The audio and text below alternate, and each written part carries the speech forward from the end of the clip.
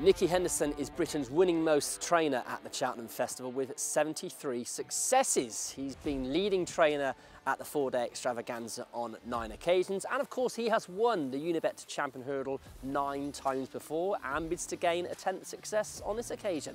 He's got likes of Jonbon, who represents the team in the champion chase, Shishkin in the Gold Cup, and the banker for many people of the week, Sir GINO, in the Triumph Hurdle. So we are here today at Nicky's historic Seven Barrows stables to get the lowdown on his big guns going into the biggest 4 days of the year.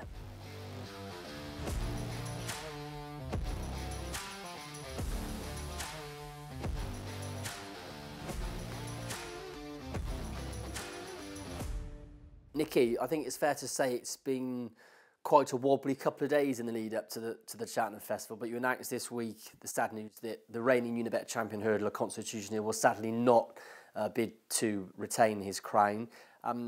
First of all, sorry from all of us here that that's going to be the case, but how are you feeling in the cold light of day? Yeah, it's very sad. The timing was just couldn't have been worse, and we had a little, over the weekend I thought things had improved. I mean, he had improved, there's no doubt about it. But he was, as I've said, he was a pretty sick boy the previous week after Kempton. Something hit him very hard. It was there for all to see, which in some ways is not very nice, but on the other ways, it helped everybody, I think, to probably understand what we're talking about. And, it was pretty obvious that he was in something was eating him. And I suppose come Unibet Champion Hurdle Day, he actually might be completely well in himself, but it's also it's the leading up to it. You've got to keep them going through the motions and so forth. That's when we discussed on Monday with David Matheson that the figures have improved as well, and I thought on Monday morning he had definitely perked up quite considerably, and it actually gave me a couple of hours of thinking, well, maybe we're on the right road here if these figures can come down sufficiently. But David Matheson, who's been helping us all the way through, as he said, you couldn't go out and gallop a horse in the picture he was giving us even on Monday. If it improved dramatically by Wednesday or Thursday, you couldn't hit him. You can't go to a race like this on a half-cock prep. That's what it's going to be. And that's not part. I mean, a lot of people say, "Well, you've got 20% in hand. He doesn't have to be 100%. He'll beat them at 80%." When you just can't do that, you wouldn't know the damage you'd even do to him. He would probably bomb out, and nobody wants to see him pulling up at the top of the hill and walking home dejected.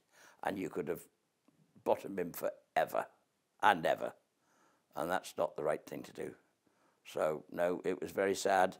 And to be fair, I wouldn't even say it was a tough decision at the end of the day. We knew once we'd seen those figures that it was game over, and we had to call it a day. And how big a blow is that for you, all of the team here at Seven Barrows? Matthew rides him at home every day. Obviously, Nico comes in and scores him. Michael Buckley, the owner. How big a blow has it been to all of the team?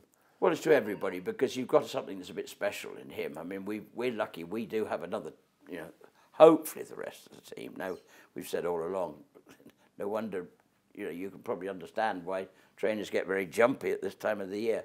And you get kicked with something like that, with not only your best horse, but, he is the favourite off the race. He's everybody's, they all want him. And it's been a bitterly disappointing season from beginning to end. I know that. Whether this didn't relate to something that was going on at the end of January when we couldn't run him in the Unibet Hurdle. I suspect it possibly is, although we don't know what this is at the moment. Nobody knows. You can't identify it as anything, except he has an infection somewhere. And he's low, very low. But we have others to run in other races. Actually, Lucia's going to run at the Champion Hurdle anyway, so maybe she'll pop up and thump them all. Michael Buckley's the one I feel most sorry for. He has, well, actually, he's got 2 nice young horses, but, this is his whole year's dream. And I know he's like me, he's a bit too sentimental probably. And, when you've only got one like this, but you're never only going to have one like this. You couldn't have another one. He's been building up to it. like we all have. I say I have more. I'm not just playing with one horse. He is, and you know, I know it's going to be very tough for him. You know, being at Cheltenham and not being part of it this year, when you've been through that roller coaster for 2 years of absolute heaven, and now it's going to be. I don't say it'll be absolute hell. Of course it won't, but you know, it's going to be a tough week. Yeah, well, obviously, I'm not going to say it's more trouble ducks back, Nicky, but you've been in race a long, long time. You know that these sort of things happen, unfortunately, from time to time. But as you pointed out, looking on the plus side, you've got Lucia, who, okay, yeah, she has a lot of improvement to find to beat something horse like Constitutional and Stateman, but she's a very good filly in her own right. She's going to represent you in the Unibet Champion Hurdle, which has always been the plan anyway, so I believe. You know, what are your thoughts on her? She's done nothing wrong this season so far. No, she won a very valuable race at Ascot, in which Iberico Lord appeared to completely underperform, considering his previous form and his subsequent form. And she was lucky enough, she was there, got a fabulous front-running ride from Paul O'Brien. She's won a valuable race. Paul Sandy has always wanted to run the Champion Hurdle, Constitution or no Constitution. She was going to run. And so she's on her own here now, so... Good luck, old girl. She's a good filly. Yeah, I mean, the race is obviously cut up a lot. Yeah, obviously, is, you've got Stateman, yes, he is going to be very, very hard to peg back. Yeah. But I suppose if you look at it, you'd like to think you're a little bit better than the likes of Not So Sleepy. No disrespect to him, he's been a great servant. I think we are. We're knocking in that sort of... Yeah. You know, she's a genuine, probably grade 2 horse. And she's perfectly entitled to be there. She's going to have a lot of weight in the handicap, so... Why not? I think the only thing we will do is probably run First Street in the Coral, not the Champion Hurdle. So there is still a relatively decent chance that you could claim a 10th Unibet Champion Hurdle. It's got a nice ring to it and sort of round it off nicely, wouldn't it? Well, it would be very, very nice, but I suspect that's probably for next year, I hope. I don't know. Lucia, she's fine. I don't disagree with Paul. He wants to have a go, and why not? Okay, well, the race that kicks off the meeting, the roar of the crowds, is, of course, the Supreme. You've got JERIKO DU REPONET, who was favourite for this race sort of at the start of the season, off the back of an impressive win at Newbury. He's drifted out slightly now, around 8-1 with Unibet. What did you make of his performance up at Doncaster last time? Visibly scrappy, maybe, but it was a very, very messy race. They crawled for a mile. Mark Walsh rode him because we were down at Newbury on the day. At Cheltenham, sorry, on the day. They went very steady. He didn't really jump early on. Then it was a pace sprint. They jumped well up the straight, but you know, in a 5-furlong dash, they all got in a bit of a heap. He had to battle. I think that'll have done him good. Make a man of him, really. It's the first time he's ever had to actually come off the bridle. Okay, fine, it didn't please everybody, and I suppose I was looking for something a bit more than that, but the subsequent form of those two horses that were behind him has changed the whole complex of that race. It now looks very, very solid form. Yeah. And I don't think that it's him that's drifted as much as, not surprisingly, we were out earlier in the year with him, and he won 2 just plain novice hurdles at Newbury, nothing flashy, but he was very flashy, you know, cantering all over them, and that created this sort of how good is he sort of thing. But it was always going to happen. They were suddenly going to come popping up everywhere from Ireland, and the Willie Mullins Racing Festival only confirmed that there they were in spades, and they're very, very good. And now JERIKO's the leader of the English market, but unfortunately there's 2 or 3 of Willie's that are sitting above him. I don't say betting makes no difference to the result. We've just got to be good enough. I hope we are. I think it's possible. Does he show you, is he quite flashy in his work? He is. I mean, I don't say, I think if you go back over the years that we've had the Supreme horses that have won it, you know, they were saying the other night, Altior's year was a very good race. That was the one year I've never been so confident. We went through these press days. Listen, nothing is going to beat this. If we get that there in one piece, this will not get beaten. I didn't think it was possible. And for once, we were right. But now they're going back and saying that was a really good Supreme in hindsight. So, you know, I don't know whether this is a very good Supreme or a maybe not so strong. I don't know. I think it's pretty strong. Willie's horses have looked good. Don't worry, I've been following them all through the last few weeks. But listen, we're not going to worry about them. We've just got to get on and do our own thing and hope it's right. I think a truly run race will help him. A good pace. He's a solid horse, yeah, and he's going to be even better, especially when he goes to jump fences, which could easily be next year. Do you feel he's got any preference for any specific ground? Because obviously it's been a very, very wet winter, hasn't it? Yeah, but he's been in soft. Doncaster was that. I suspect Newbury wasn't that good the second time. I don't think he... I mean, you'd never run him on fast ground. I mean, if it said good to firm, no, you wouldn't even dare. But as long as it's somewhere between good and soft, i.e. good to soft, to be perfect, yeah. Okay, let's take a look at the Ultima. Unibet are paying 5 places in this race, actually. You've got Excello, who's in and off 144, ran a 25 to 1 shot with us. I thought he actually ran well up to a point at Cheltenham last time, and obviously before that he was very impressive at Ascot. He was. I mean, I don't know. I was disappointed with him at Cheltenham, to be fair. It actually looked if the ground was just too quick for him, over 2.5. You know, I'm sure he's going to get... He's only a 5-year-old. And I'm pretty sure he wants soft ground. And yet I haven't found him soft ground yet, which seems ridiculously bad placing in the wettest winter we've had. All we've done is moan about the ground. And I've got this horse that I'm reliably formed in France, desperately needs soft ground, and yet I failed to run him in it yet. It's just the way the cookies crumbled. And I thought Cheltenham was very good ground that day, and you know, he found him going just a little tad quicker than he could, especially over the first half mile, down that chute and round, and they had him at it a long way out. But the trip will help, and as I say, if it did come up soft, that'll be in his favour. He'd have quite a solid chance in that race, wouldn't he? He's got some. I think he would. I think it's a big shout for a young horse like him, a 5-year-old. But he has, touched wood, jumped incredibly well. Here especially, and he did last week. He scored. He's a joy to watch. And you've got City Chief in the same race. Is he likely to go there? Well, I think he's on the shortlist. Yeah.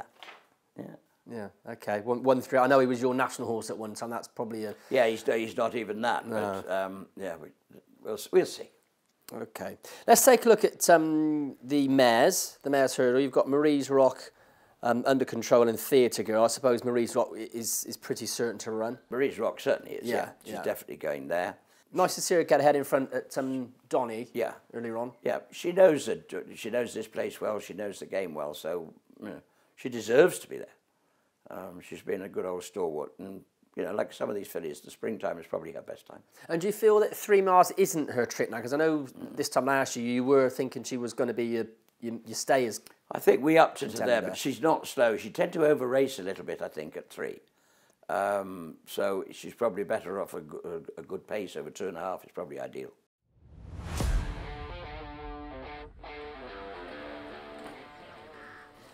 Let's look at day 2, the bear in Bingham. You've got Jingo Blue, who was so impressive in a handicap on soft ground at Sandown. It's rare, Nicky, that we see you put horses into this sort of grade, having won a handicap, albeit, as I said, very impressively. But you must think he's pretty smart if you're going straight in top level.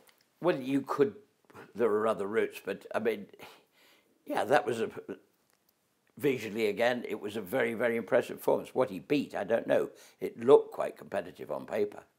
It didn't look very competitive at the end. He was in another county and with no bother at all. So I think it was a sort of performance that most people sort of rated. And again, actually the English contingent here is probably stronger than in the Supreme. Gidley Park. He's very closely matched with Lucky Place. He looked good at Newbury as well. I think the English horses are quite, you know, in contention anyway. It does still depend on where Willie's going to go with Ballyburn. I mean, everybody seems to be hinging on Ballyburn. Some nights he's going 2 miles, and another day he's going 2.5. Nobody seems to know. Sure Willie does, but I talk to Ronnie Bartlett every day who owns him, and I don't think he knows. Just to go back to Jingo Blue though, obviously you ran him in that handicap at Sandown. Did this race then come to the forefront of your mind, or did you always have it in the back of your mind that if he wins this, then this is where you'd go? No, it wasn't the plan, I must admit, but he was in there anyway, so we were all right. He hasn't had enough runs to go into a handicap, to be honest with you. So, no, I think he had to do something a bit special to get his ticket to Cheltenham, but I think he definitely got it there. And you touched on Lucky Place. You've also got him entered in various handicaps, but you're going to go for this. And as you said, he's got that close to match form with Gidley Park, who he was placed behind at Cheltenham last time. That's pretty strong. I think it is, and I think this is an improving horse. He's done nothing but improved the whole way through the campaign. He's looked very professional, thoroughly likeable horse, hardy, takes it all in his stride. Nothing bothers him. He is in a handicap as well. Novices have a very good record in these handicaps, but I don't know. I'm all for keeping them in their own pigeonhole. I think you run here. Nicky, you've also got Peaky Boy who runs in the bar in Bingham, who just the one start for you, but was very impressive on New Year's Day, wasn't he? Yeah, he's very likeable, and he's got plenty of talent. And not a lot of experience. I mean, that would be one's worry, but he's pretty professional. The only thing he didn't do, and I mean, we've done it a couple of times, he doesn't take his, whereas you've got something like we were saying, Shanagh Bobs and people like that, tough, and they take everything in their stride. This horse doesn't take his races as easily as you would like to, and it takes a bit of time for him to get over a race or a gallop, and it makes him, he's not fragile in any way. I just think there's a lot more to come, and maybe this isn't quite the right place for him, but he's good enough. Now, the champion chase, Jonbon. What were your thoughts after the Clarence House? Well, they'd still go back and say, I wish it had been run a week earlier. And I think if it had been at Ascot with El Fabiolo, I was really looking forward to it. You might say, well, that's easy in hindsight to say, but I think both Nico and I had a plan for the day, and it was sadly, obviously lost, and well done, they rescheduled it. But if you've got a fellow like Jonbon who lives on his, not nerves, but I think you've all seen him, I mean, he'll be a pretty free sweater on occasions, and he's always on the, he never drops it. Do you know what I mean? He's not a constitution held in temperament, in attitude, but he loves it. And holding him from one Saturday to another might sound rather petty, but he was well ready for the first Saturday. The screw was nicely tightened. I'd say the screw was as tight as it could possibly get. Yeah. And I was really looking forward to it. And I'm not, even during that week, I just said, I hope this horse can hold himself together to get through another week's training before the spring goes ping. And I don't say it did, but he was not in a relaxed rhythm at any stage of the race, to be honest. It was all a bit hit and miss, and I don't think he was on it that day. And, you know, finally one mistake was, that on its own was categoric, yeah, and probably game ending. But then, you know, if he'd really winged the last, he'd have still won anyway. So it was not going to be that bad a performance after all, but, you know, you've got to look through the smoke to see the daffodils, if you like. Yeah. I know when he got beaten in the Arcol last year by Al Fabiolo, consequently you said, you know, you didn't feel he was quite 110% going into that race. How confident are you that he's better coming into the champion chase this year, and that you can reverse form with Al Fabiolo? I don't necessarily think I could say that we are, but hopefully he is. His work's been good. Paddy, who rides him every day, says he feels great. He did a fair bit of schooling last week and will do again this week. You know, we've got to be hopeful. I don't know. You look at the Ryanair at the moment and think, oh, that would have been might have been a better road, but champion chase is the champion chase, and we've always wanted to have this rematch. As I say, if it had been on that Saturday at Ascot, I thought we had a great chance, but maybe even I've had to say we mightn't be as strong as we were, but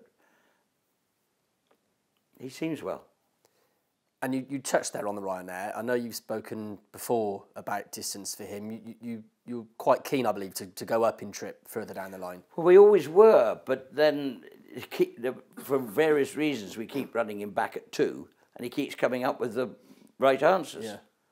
Yeah. Like he did from Aintree to the Celebration Chase, both over 2 miles, and all we're doing is itching to go to 2.5, which we had at that time of the year, but I didn't, because the 2 mile novice chase at Aintree last year was a week race, whereas the 2.5 was competitive. We obviously took the easier option.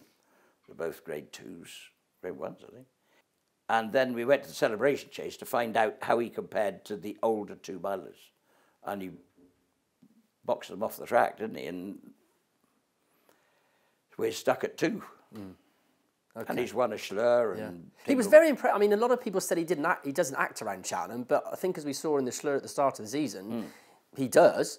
Mm. Yeah. Very much so. Yeah. No, he was really good. Okay. So let's go from the champion chasers to the handicappers. The Coral Cup, you're well represented there with entries. You've got No Ordinary Joe in there. First Street. First Street, the most likely runners, around 16 to 1 with you. I would have thought, so. Yeah, he's the one I'd be looking forward to in there. I think we'll resist the temptation to come and try and collect prize money in the Champion Hurdle, which is what he's been doing all year. He ran in the Christmas Hurdle and the Unibet Hurdle, and earned excellent prize money. We weren't expecting to win anything because he's probably not a grade 1 horse. But I mean, Nico and I are both very keen to get him back up to 2.5. We did try it before, weren't sure about it, but he's shaping like that. The better the ground, the better he'll be. He jumps well, he travels well. I think he'll love the trip. We did just re-cauterize his palate since his last run. I don't know how significant it'll be, but I think it was a required procedure, so that might help him. The handicapper had put him up over to 1, 4, 5, 6, 7. Actually, he's come down a few pounds, so which I think he deserved to get down. He was running consistently, not dramatically improving. He's one of those horses, isn't he, that it does deserve to win a big one, because as you said, he's always been knocking at the door. I mean, let's not forget, of course, he was placed behind State Man. Giving him weight? What?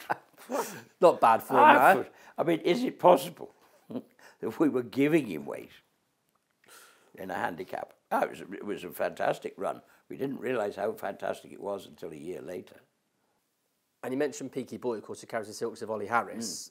Very rare that you've got a runner in the champion bumper, Kingston Pride, for the same owner. Yeah, and I like him. He's just got to get in. I'm just a little bit worried that, I mean, he's been second twice, and he ran a very good race the last time on the all-weather at Lingfield, which wouldn't be playing to all his strengths, but it was just a very valuable race. He ran very well.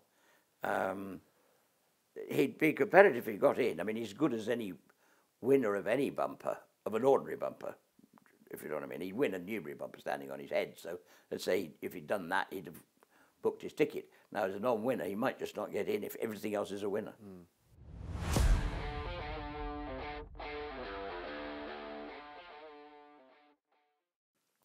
Moving on to day 3, Nicky, a slightly more relaxed day for you, a relatively quieter afternoon, but you are busy in the Pertemps, which I know is just a race sort of difficult anyway to try and get horses qualified for it. You've got Chantry House, which is the shortest price of your quartet there, at around 8 to 1. Of course, Unibet paying 5 places each way in the Pertemps. Chantry House, of course, a Cotswold Chase winner, a former Gold Cup hope.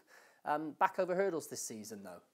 Yeah, I think he's going to enjoy it. I mean, he did. We got him qualified. It was yeah, he just needed to come back over hurdles. He was just lacking a bit of confidence over fences, and if he was going to enjoy hurdling again, and so consequently we'll probably put some headgear on here, and he was very good at his home. So yeah, I mean, he qualified all right the other day. I didn't think it was a sort of anything to get desperately excited about. I'm surprised he's as short as he is. You know, as you say, he's got it. We've got to get it. If that makes any sense. I'm with you. I'm with you. Highland, he was a winner over the course. Yeah, in he's the start of the progressive. season. Yeah, he's Better done ground nothing for wrong. him? Better Highland. ground, the better the chance. Very much so. But he has had this year, I think, as an improving and growing up young horse, that he has got better on slower ground than he used to be. He used to love it rattling. I mean, he's got better than a rattler. He can cope with it as long as it's not bad. And then Bold Endeavour and Mill Green also in there. Yeah, well, they'll all run. Bold Endeavour is an extraordinary person. I mean, he's got himself into a ridiculous part of the handicap. And he's been running with that weight all winter. And I'm thinking, well, he can't continue running as he is, and he'll drop himself. But he hasn't. He's kept running remarkably sound races. And without winning, it's very hard to win when you're blatantly 7-10 pounds too high. He loves bowling along. He dictated there was a good race at Cheltenham earlier in the year. And, I mean, he only just got beaten on the run-in, and things didn't exactly go according to plan. So, yeah, he stays, jumps. He certainly deserves to be there. So does Highland. He's been placed, Mill Green, he's been placed in the last 2, or is it 3 festivals. He's been third in this twice before, or the Martin Pipe. So, yeah, he might be getting a bit old for it, but he hasn't lost his enthusiasm. And let's just say the ground is, sort of genuine, good to soft ground. Of the 4 we've just spoken through, which is the one you're sort of more keener on? Well, I wouldn't want to be a betting person, because I wouldn't want to split this lot up. I think you're just going to take the Willie Mullins approach from 7 barrows and run 4 and hope. Okay, all right. With the Stayers Hurdle, wide open contest again. I mean, when I looked at the prices, I thought, Cham, 50 to 1. I know he's perhaps not been in the best of form so far this term, but is that a bit of an insult, 50 to 1 for the Stayers? Well, if you look at his last run in the Cleve, he's only beaten 4 lengths. They finished in a heap, didn't they? He was probably going best of all, going down to the last. We're going to put some cheek pieces on him. They seem to be helping him at home. He's only worn them once, but we thought it helped. He's in good form. I mean, yeah, he probably is a bit forgotten for a horse that was as good as he was. Yeah.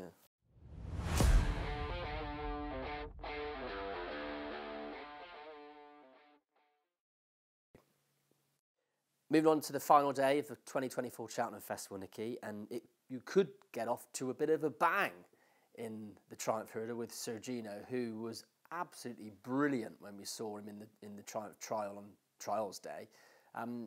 Did he even surprise you as to how impressive he was?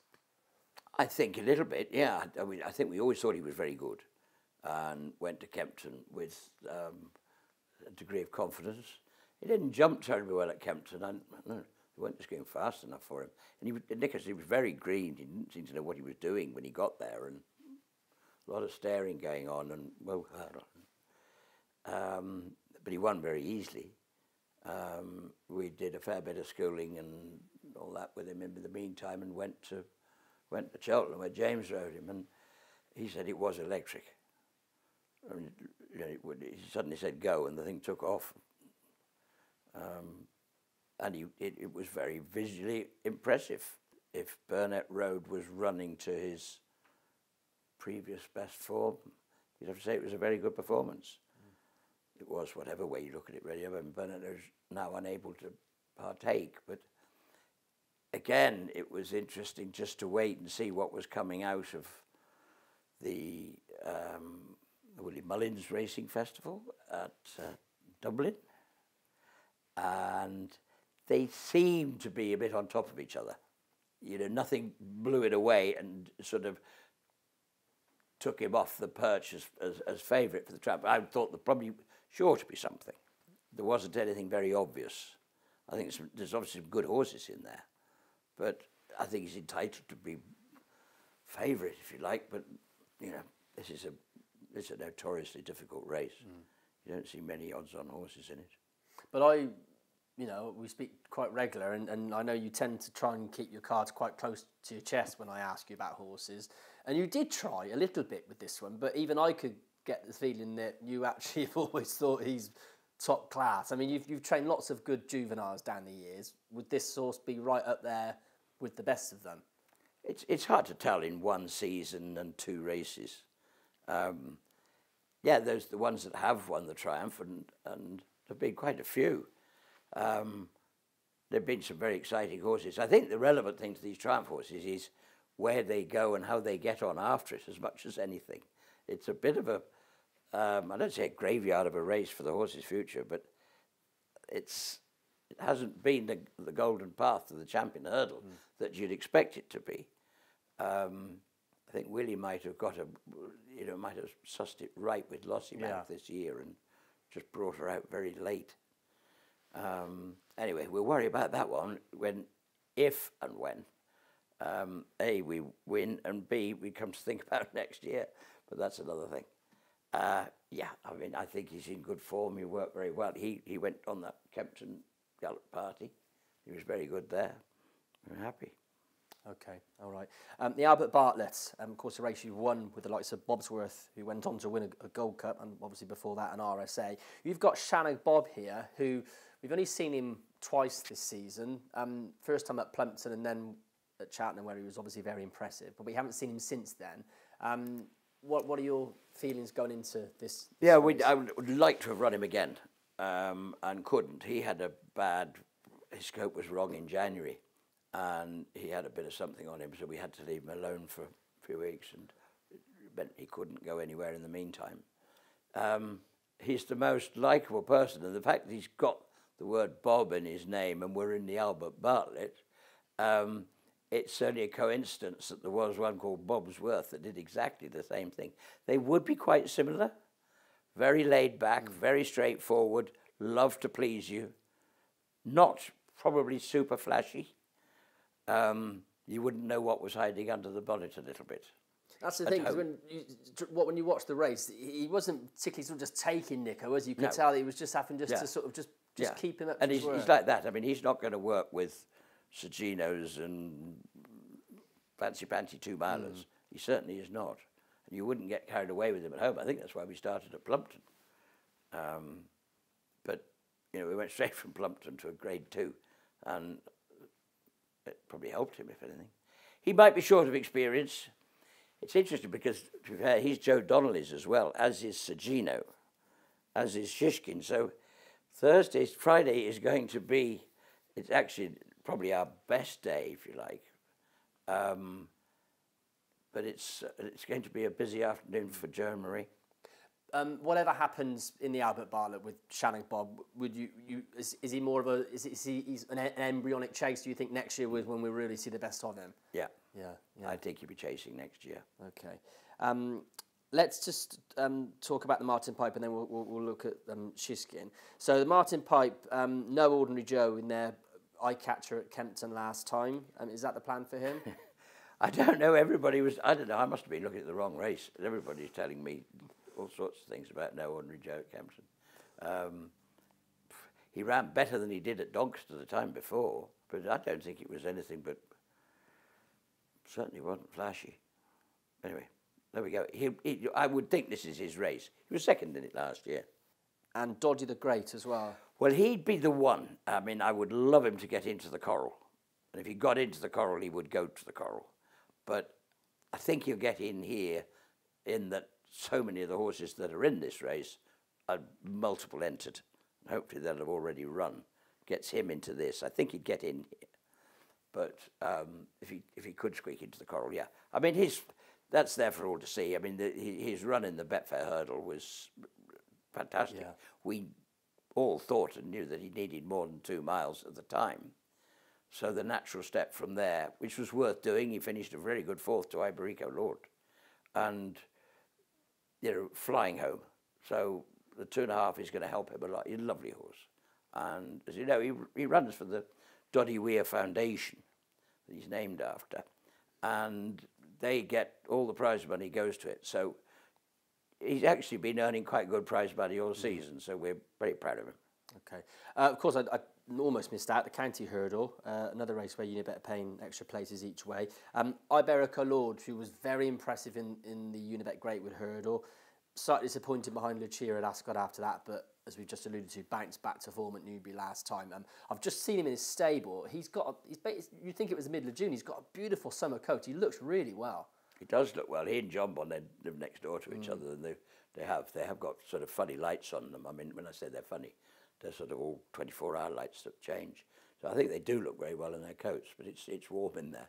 Yeah, I mean, I think he's very progressive, and I think to be doing this through 2 top-class handicaps, you've got to be, because the handicapper's catching you up all the time. He's got to, he's tried again. It's a matter of whether we can improve again. I hopefully can. 1-4-3 at the minute. You think there's a little bit more room for improvement? There will be as he grows up a little bit more. I mean, whether he's a chaser, I don't know. I would have thought he probably is. He probably is a 2-miler and loves soft ground. So, he'd be for the Newbury hurdle race, we sort of split them into 2 groups, the soft ground horses and the good ground horses. And Nick always said, well, if it's soft, I'll ride Iberico Lord and Doddy ought to run. Otherwise, it'd be Lucia and Undercover if it was good ground. And, it was called heavy on the day. To be fair, I don't think it was heavy. I don't think it was that bad. Nico gave him a wonderful ride and crept around because they go on very quick. They go very quick in the county. I think it's the right race for him. I mean, there's nowhere else for him really at this stage. And you've got Under Control in there as well. She's around 10-1 with Unibet. Is she likely to head for the county? She certainly could do. Assuming all as well with her, yeah, of course. I mean, she couldn't run at Kelso, which was frustrating, but we just had we'd just see. There could be some very good races for a spring, summertime. She's very pacey. She's lovely. I mean, bear in mind, she beat Iberico Lord comfortably in a Sandown novice handicap the back end of last season. She really did. She was very impressive that day. I think she's probably one of these fillies again for the spring, good ground, and she could go and do an awful lot of good things. She's quite big, isn't she? Would you look at jumping a fence with her?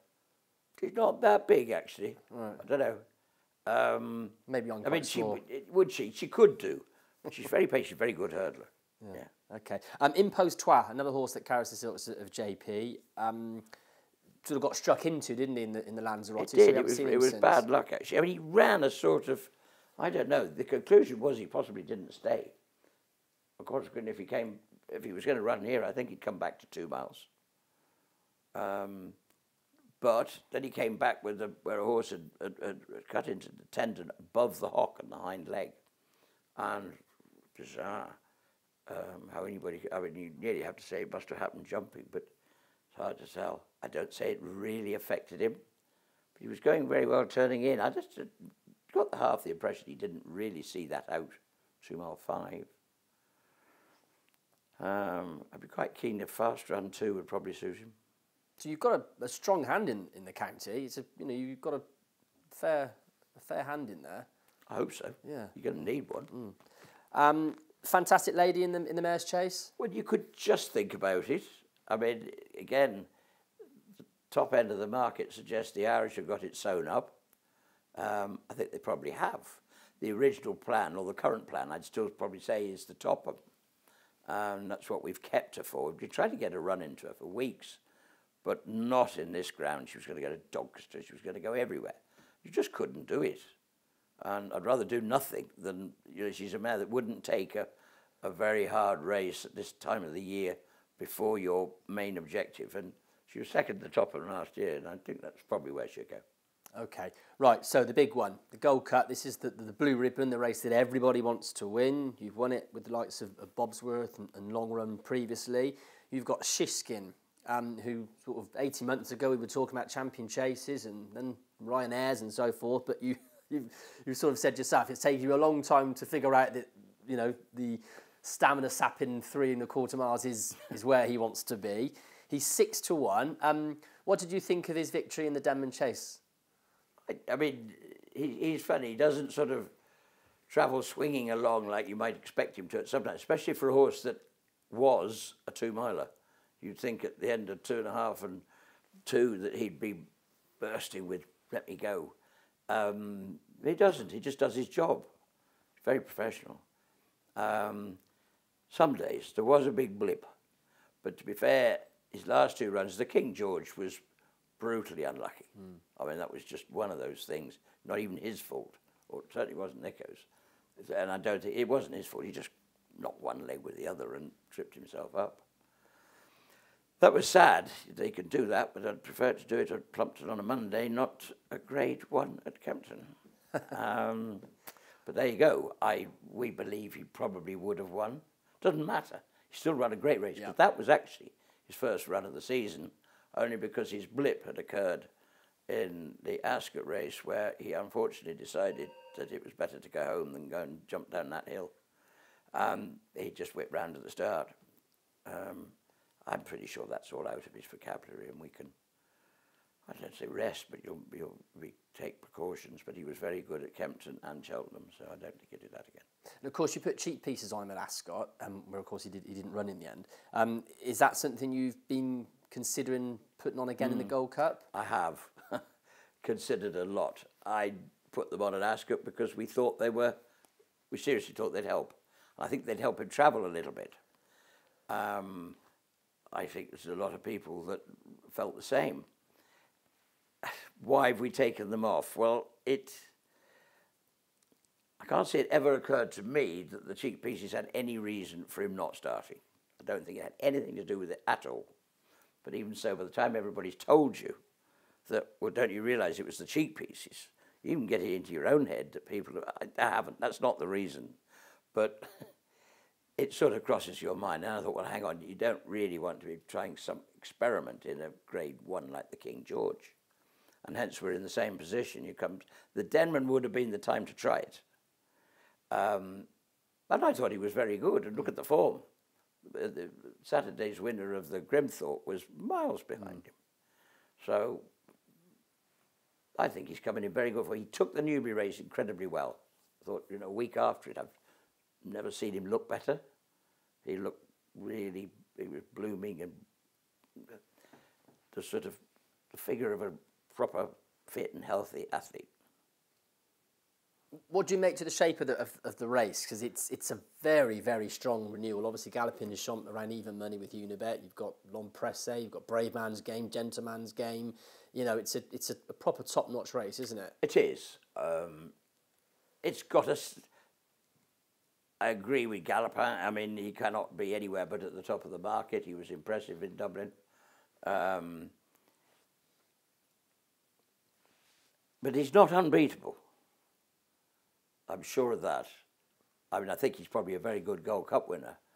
But, I've seen horses that you really say, I cannot beat that. And there are certain things during the week you're pretty sure you're not going to beat, but you'll try. I think we've all got chances. And as you rightly said, that after him, it's very wide open. I mean, I'm sure he is very good. But, so are some of these others. It's a great race. If we take out Sir Gino, and obviously, as we've already learned this week, that Constitution Hill is not going to run, which horse are you most looking forward to running? Which horse do you think has got the biggest chance of all of your contenders this week? Obviously, it's always very hard, isn't it? It's the...